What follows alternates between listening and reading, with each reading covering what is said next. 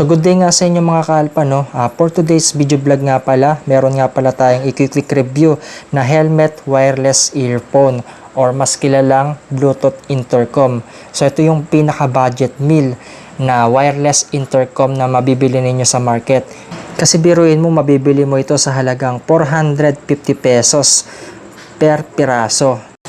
At ang model nga pala na ito ay Mopax Quevedo, may Bluetooth intercom. At out of the box, ganito yung itsura niya. So yung design, napakaganda naman, simpleng-simple lang, worth for the price. And then ito yung mga buttons niya. So ito yung volume rocker. Tapos ito naman yung sa microphone button niya. So napaka-crispy ng mga button. And then dito sa baba, meron siyang RGB light na kumikinang-kinang.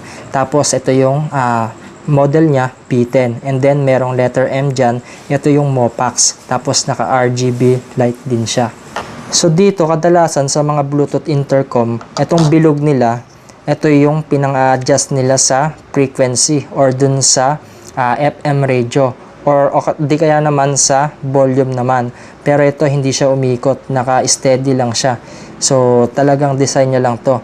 So, dito naman sa baba, dito nyo ipapasok yung pinaka-microphone niya. So, USB Type-C na rin. So, wag kayong bibili ng microphone or Bluetooth intercom kapag hindi pa Type-C. So, itapon nyo na yan. Tapos, ito naman yung sa charging port niya. So, meron na rin nakalagay yan na cover para hindi mapapasukan ng tubig. So, Type-C na rin yan mga kaalpa. And then dito sa likod, ganito yung itsura niya. Ito yung pinaka mounting bracket niya. So doon natin ipapasok yan mamaya. And then meron ditong 4 na screw. So hindi naman madaling pasukan niya ng tubig. Talagang selyado yan. At saka huwag kayong mag-alala. QC pass siya. Talagang pumasok sa standard. Tapos, kung titignan natin dito sa gilid, ganito kalapad yung Bluetooth intercom. So, saktong-sakto lang ito at hindi ganong mabigat. So, ito yung magandang mga intercom, yung hindi kabigatan. Dito sa box niya, mababasa nyo rito sa gilid, HD voice.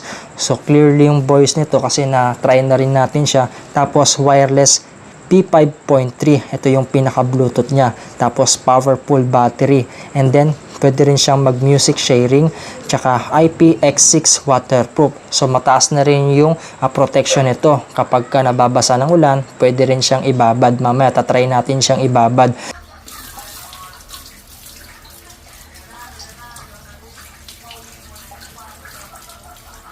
Tapos HD microphone, kapag nagsasalita tayo, talagang clear na clear yung boses natin at kapag ka naririnig nung kausap natin. So dito pala sa HD voice, kapag ka merong tumatawag sa atin, clear na clear din yan. So pwede nyong i-connect yan sa phone ninyo. So pwede siya mag-automatic na mag-answer dun sa phone call. And then compatible din siya sa iOS and Android. So di ba napakaganda? At ang kagandahan dito, meron na rin siyang built-in noise reduction. Ibig sabihin, kapag ka malakas yung hangin, kapag ka sumasalubong tayo sa hangin, kapag ka binubuksan natin yung helmet natin, pag nagsasalita tayo, hindi ganong rinig yung hangin dito. So meron na siyang noise reduction. Tapos ganito yung itsura ng box niya. Napakaliit lang. Talagang solid na solid yung quality. So wag kayong mag-alala, kahit made in China to, talagang kayang-kaya naman makipagsabayan. So karamihan nga dyan sa mga Bluetooth intercom, halos made in China na. So ito yung sa gilid niya, whiten device, headset and microphone, clip-on base, may manual, charging cable, at speaker adhesive. So ito naman yung pinaka-microphone niya. Tapos ito yung pinaka-earphone. So dito guys, ito yung pinaka USB Type-C na port natin. So dito nyo siya isasaksak. So bali ganito na yung itsura niya guys kapag ka nakasaksak yung microphone natin sa intercom natin. So di ba napakaangas? Ang pinaka hindi ko lang nagustuhan dito, dapat pinag-isa na lang nila yung USB Type-C port nila. Kasi dun sa mga ibang intercom, isa lang yung pinaka-saksakan niya. Pero ito dalawa. And then ito naman yung pinaka microphone niya. So ito nabebend, ito 360 degrees. So napakaangas, 'di ba? Meron naman yung mga ibang intercom, maliit lang yung microphone niya. Pero ito napakalaki guys. Talagang solid na solid, para kang nasa call center. Tapos ito naman yung pinaka earphone niya. Napakalaki rin, no. At saka hindi naman siguro ganong masisira yung mga wire nito kahit na nababalik ko kasi meron siyang protection dito sa pinaka wire niya. So dito rin sa gilid meron din. Tapos ang kagandahan dito meron na rin siyang adhesive na pwede nating paglalagyan dun sa loob ng helmet natin. Mamaya papakita ko yung pinaka itsura nito kapag na-install na natin sa helmet natin. At ang kagandahan dito sa microphone niya, meron na rin siyang foam. Ito yung pang noise reduction na gagamitin natin. So ang tawag nung iba dito dead cat. And then meron na rin siyang kasamang speaker adhesive. So dalawa yan, ito yung ilalagay natin. Pero kapag ka naka-spider helmet kayo, hindi nyo na kailangan to kasi meron na siyang built-in na adhesive. And then ito naman yung gagamitin nating clip base. So plug and play na lang din ito.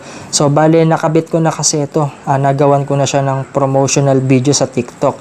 So kapag ka ilalagay nyo to, tatanggalin nyo lang yung double sided tape. Tapos ididikit nyo na yan. At dito meron na rin siyang kasamang USB Type-C charging cable. So bibili na lang kayo ng pinaka charger niya. So meron naman na kayong charger dyan. Kaya diesel pack na lang din ito. At ito na yung pinaka manual guide niya. So 'di ba napakaangas. So budget bill lang, meron pang manual guide. Saan ka pa, 'di ba? So dito guys, kapag sasagot kayo ng phone call, double tap niyo lang itong pinaka M niya.